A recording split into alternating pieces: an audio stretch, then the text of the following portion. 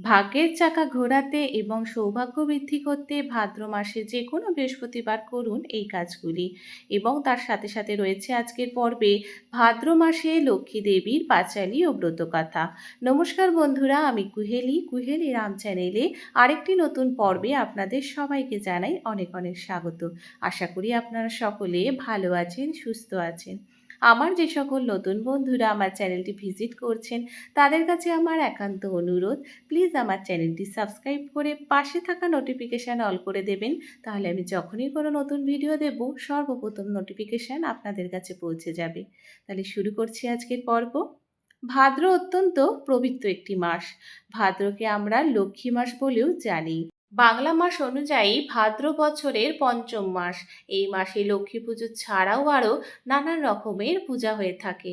যেহেতু এই মাস অতি পবিত্র এবং এই মাসে লক্ষ্মী পূজা করা হয়, তাই এই মাসে বিশেষ কিছু কাজ করলে লক্ষ্মী দেবীকে সন্তুষ্ট করে সৌভাগ্য বৃদ্ধি করা সম্ভব। ভাদ্র মাসের যে কোনো বৃহস্পতিবার মা লক্ষ্মীর পূজা করার পর মায়ের চরণে অর্পণ করুন একটি শুকনো হলুদের গাঁট।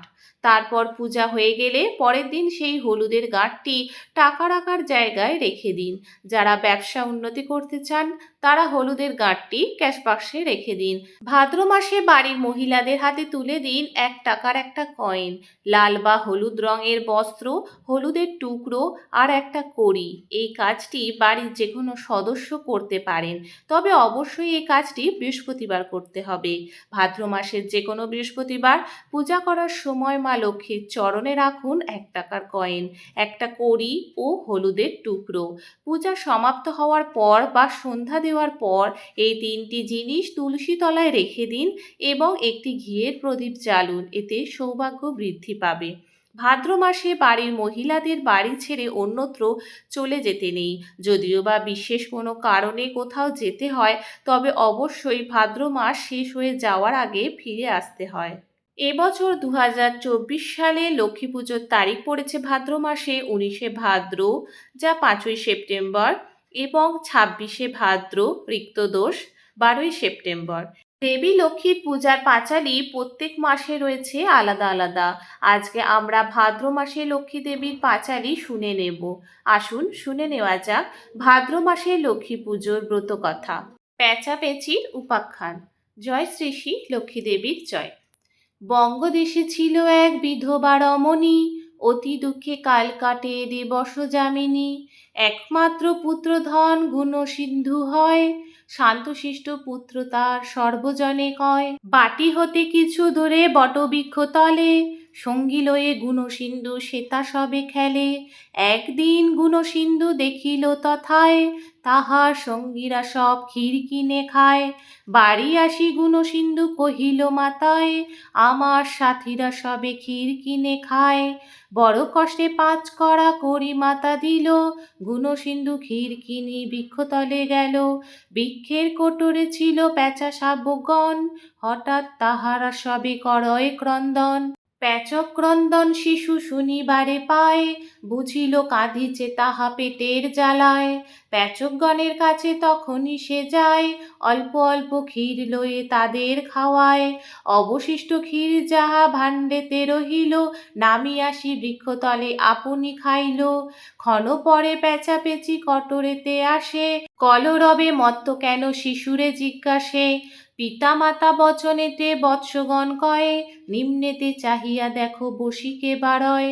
ক্ষুধার জ্বালায় যবে করি গোরোদন, দয়া করি ক্ষীর খেতে দেয় ওই জল।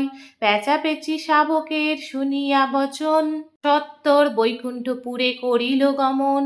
কমলারে সব কথা করে নিবেদন, লক্ষ্মী মাতা তিল ধুবড়ি দানিল তখন। তথা হতে তিল ধুবড়ি লইয়া সে যাসে, ব্রাহ্মণ বালককে দিবে এই মনে আছে। পেঁচাপেচি তাহাদের বৎসগণে কয়, ওরে বাছা এর নাম তিল ধুবড়ি হয়। বৃক্ষতলে দিয়ে এসো উহারে এখন, তিল ধুবড়ি নিয়ে লক্ষ্মীর করিতে পূজন। পিতা মাতার কথা শুনি গেল বৎসগণ, গুণ গুণসিন্ধু করে তাহা করিল অর্পণ। মনের হরিষে সিন্ধু বাড়ি চলে যায়, অত্যপান্ত সব কথা কহিল মাতায়। ভাদ্র মাসে শুক্লপক্ষ সে গুরুবারেতে, তিল ধুবড়ি পূজা করে মাতা ও পুত্রেতে। ভক্তি হেরি লক্ষ্মী দেবী সন্তুষ্ট যে হয়, ব্রাহ্মণীর দুঃখ কষ্ট অচিরে ঘুচায়। ব্রাহ্মণী সুখেরি হিংসা যে হইল, রাজার বাড়িতে গিয়া পড়শি কহিল। শুনিয়া রাজার মনে ক্রোধ উপজিল, ব্রাহ্মণীর ধন অর্থ রাজা করিনিল। কান্দিতে কান্দিতে শিশু বৃক্ষতলে আসে, পেঁচাপেচি দেখে শিশু চক্ষু জলে ভাসে। বৈকুণ্ঠ ভবনে তবে পেঁচাপেচি যায়, তিল ধুবড়ি নিয়ে এসে গুণসিন্ধু দেয়। কহিল আবার কর লক্ষ্মীর পূজন, কমলার বরে পাবে রাজ্য অর্থ ধন। লক্ষ্মী পূজা মায়ে পুত্রে করে দুইজন, অতুল ঐশ্বর্যে পুরে তাহার ভবন। লক্ষ্মী তবে রুষ্ট হয় রাজার উপরে, হরিল সম্পদ রাজ্য হয়ে ক্রোধ ভরে। গুণসিন্ধু ডাকি রাজা জিজ্ঞাসা করায়, কেমন এতে পুন তব ধন অর্থ হয়। শিশু বলে করি মোরা লক্ষ্মীর পূজন, আহার প্রসাদে হয় রাজ্য অর্থ ধন। আকাশেতে দৈববাণী হইল তখন, মম বাক্য তুমি এবে শুনহ রাজন। আমার প্রসাদে তবে ঘুচিবে বেদন, গুণসিন্ধু করে কন্যা করহ অর্পণ। অর্ধখণ্ড রাজ্য সহ কন্যা দিল তারে, সকলই হইল সুখী এবে যে সংসারে। বিধবা রমণী হল এবে রাজমাতা, ঘুচিল সকল দুঃখ গেল মন ব্যথা। রাজা হয়ে গুণসিন্ধু লক্ষ্মী পূজা করে, সংসারেতে শান্তি পায় কমলার বরে। অত ভাদ্র মাসে প্রত্যেক বৃহস্পতিবার লক্ষ্মী পূজার ব্রতকথা ও পাঁচালী পেঁচাপেচির উপাখ্যান এখানেই সমাপ্ত।